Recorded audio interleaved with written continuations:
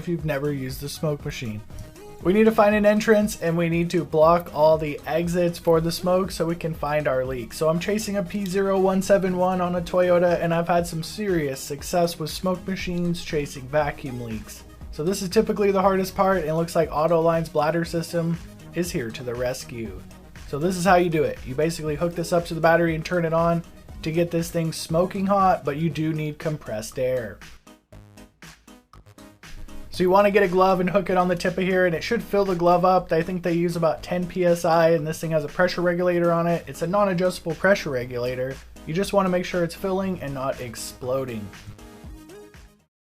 So it's been like 5 years since I've used a smoke machine, and absolutely do not do this because I forgot how wretched burning baby oil smells. It took about a week for this smell to come out of my garage. So it's absolutely belching smoke out of the intake runner, the rubber hose thing right here.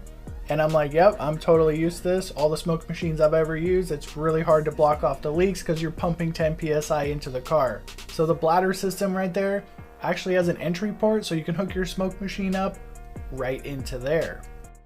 So the most important step here, guys, is do not let this smoke come outside of the car because it's absolutely stinky, and it only gets worse as the smoke dissipates.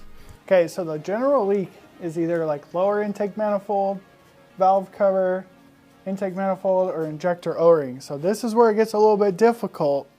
The smoke machine is not absolutely perfect. It gets a little bit tricky here. So you have to actually pinpoint where the smoke is coming out because it's just belching out of everywhere. So I've pinpointed it to roughly the intake manifold, but it could also have a cracked intake manifold or just a bad gasket.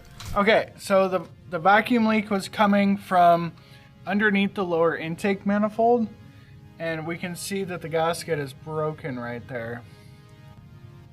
And then unfortunately I found a bulging coolant line.